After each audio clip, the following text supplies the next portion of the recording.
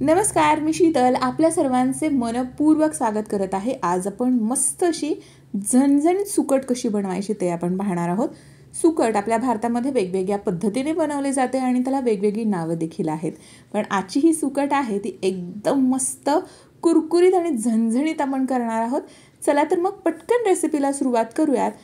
पण रेसिपीला सुरुवात करण्याअगोदर अजून आपल्या चॅनलला सबस्क्राइब केलं नसेल तर पटकन सबस्क्राइब करा आणि समोरचं बेल आयकॉन प्रेस करा, म्हणजे असे जे नवनवीन व्हिडिओ अपलोड होतील त्याचे नोटिफिकेशन्स तुम्हाला मिळत जातील। आणि आपल्या फेसबुक पेजला देखील फॉलो करायला अजिबात विसरू नका। चला तर मग पटकन रेसिपीला सुरुवात करूयात। काय होतं की सुकट बनवत असताना बऱ्याच वेळा त्याच्यामध्ये थोडीशी कचकच लागते किंवा अशी मऊ अशी ही सुकट होत असते। काही ठिकाणी याला जवळा देखील म्हणतात। अशा प्रकारे आपण सुकट घेतलेली आहे। तुम्ही कोणत्याही प्रकारची लहान किंवा मोठी सुकट तुम्ही घेऊ शकता। तर ही आपल्याला स्वच्छ धुवून घ्यायची आहे। याच्यामध्ये आपण पाणी घालणार आहोत।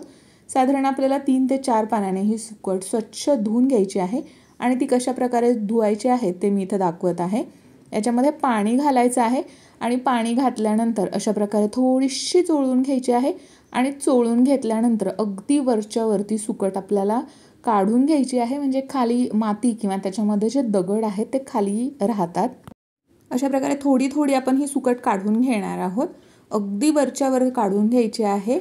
आपण पाहू शकता आता सर्व आपण सुकट काढून घेणार आहोत आणि हे जे पाणी आहे आपण हे टाकून देणार आहोत। टाकून दिल्यानंतर खाली तुम्ही पाहू शकता अशा प्रकारे माती किंवा अशी थोडीशी दगड आपल्याला दिसतात। तर अशा प्रकारे हे वरच्यावर सुकट काढून घेतल्यानंतर अशा प्रकारे खाली हे शिल्लक राहतात। असं आपल्याला ही प्रोसिजर 2 ते 3 वेळा आपण करणार आहोत। पुन्हा आपण पाणी घालणार आहोत आणि पुन्हा आपण पाहू शकता ह्या दुसऱ्या वेळेला एवढी माती थोडीशी निघालेली आहे। असं 3 ते 4 वेळा आपण स्वच्छ ही सुकट धुवून घेतलेली आहे। ही सुकट धुवून घेतल्यामुळे याच्यामध्ये जी कचकच माती वगैरे राहते ती याच्यामुळे राहत नाही। आता ही स्वच्छ धुवून घेतल्यानंतर आपण काही साहित्य घेतलेलं आहे। 2 गड्ड्या लसणाच्या सोलून घेतलेल्या आहे।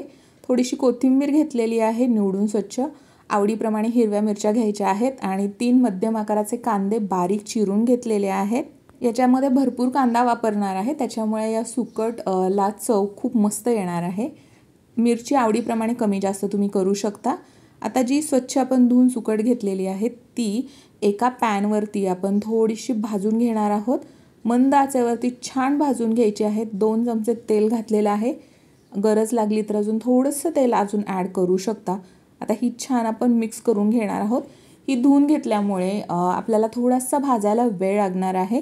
सुकट भाजत असताना थोडं आपण तेल आपण ॲड करणार आहोत आणि नंतर ही खरपूस अशी भाजून घ्यायची आहे। सुकट जर धुतली नसती तर मग ह्याच्यामध्ये कचकच लागली असती, पण लवकर भाजून झाली असती, पण ही धुतल्यामुळे याला वेळ लागणार आहे। साधारण 5 ते 6 मिनिट आपल्याला हे भाजण्यासाठी वेळ लागणार आहे। आपण पाहू शकता हा लोखंडाचा पॅन आहे, त्याच्यामुळे याच्यावरती हाय फ्लेम न करता लो टू मीडियम हीटवरतीच करत आहे। हाय फ्लेमवरती सुकट लवकर करपून जाते, त्याच्यामुळे लो टू मीडियम हीटवरतीच आपण भाजत आहोत। सुकट आपली छान भाजते तोपर्यंत आपण मिरची, लसूण आणि आपण जी थोडीशी कोथिंबीर घेतलेली आहे त्यातली अर्धी कोथिंबीर आपण आता वापरणार आहोत आणि नंतर अर्धी गार्निशिंगसाठी वापरणार आहोत। तर ही कोथिंबीर याच्यामध्ये ॲड करणार आहोत आणि याची एक छान अशी ओबडधोबड अशी पेस्ट करून घेणार आहोत। तुम्हाला हवं असेल तर तुम्ही एकदम बारीक पेस्ट केली तरी चालेल। आपण पाहू शकता याची पेस्ट करून झालेली आहे। अगदी बारीक केलेली नाही आहे। आता एका बाउलमध्ये काढून घेतलेली आहे। आता त्याच्यासोबत जी कोथिंबीर आपण घेतलेली आहे ती चिरून घेतलेली आहे, जी गार्निशिंगसाठी वापरणार आहोत। आणि आपण पाहू शकता हे करेपर्यंत आपला हा जवळा किंवा आपली ही सुकट मस्त अशी खरपूस भाजून झालेली आहे। ती आपण आता काढून घेऊयात आणि परत गॅसवरती पॅन ठेवलेला आहे, त्याच्यामध्ये तेल घातलेलं आहे। साधारण 2 चमचे आपण तेल घातलेलं आहे। तेल छान गरम झालं की आपण बाकीचं साहित्य घालणार आहोत। जो कांदा आपण चिरून घेतलेला आहे तो आपण घालणार आहोत। कांदा बारीक चिरून घेतलेला आहे। तुम्हाला हवं असेल तर थोडासा मोठा देखील चिरून तुम्ही घेऊ शकता, पण बारीक घेतल्यानंतर चव एकच नंबर लागते। आता हा आपल्याला छान मस्त खमंग असा भाजून घ्यायचा आहे। थोडासा आपल्याला लाईट ब्राऊन कलर येईपर्यंत भाजून घ्यायचा आहे। गॅसची फ्लेम हाय फ्लेमवरती केली तरी चालेल किंवा मीडियम टू हाय फ्लेमवरती आपल्याला हे छान भाजून घेऊयात। आपण पाहू शकता मस्त असा कांदा भाजून झालेला आहे। अगदीच ब्राऊन कांदा करायचा नाही आहे। आता एक साईडला कांदा आपण घेतलेला आहे कारण पॅन मोठा आहे आणि दुसऱ्या साईडला थोडंसं तेल घातलेलं आहे आणि जे आपण वाटण बनवून घेतलेलं आहे ते आपण त्याच्यामध्ये घातलेलं आहे. हे छान असं परतून घ्यायचं आहे. इथे हिरव्या मिरचीचा वापर केलेला आहे. हिरवी मिरची तिखट आहे, त्याच्यामुळे जास्त मिरच्यांचा वापर करणार नाही आहोत. तुम्हाला हवं असेल तर तुम्ही जास्त तिखट मिरच्यांचा वापर करू शकता. आता हे छान मिक्स करून घेऊयात आणि हे खमंग भाजून घ्यायचं आहे आपल्याला. लो हीटवरती आपण हे छान भाजून घेऊयात. हे सर्व छान भाजून झालेलं आहे. कांदा देखील मस्त असा परतलेला आहे, आपण पाहू शकता. आता आपण जी सुकट भाजून घेतलेली आहे ती आपण त्याच्यामध्ये घालणार आहोत. अगदी कुरकुरीत अशी सुकट झालेली आहे, मस्त झालेली आहे.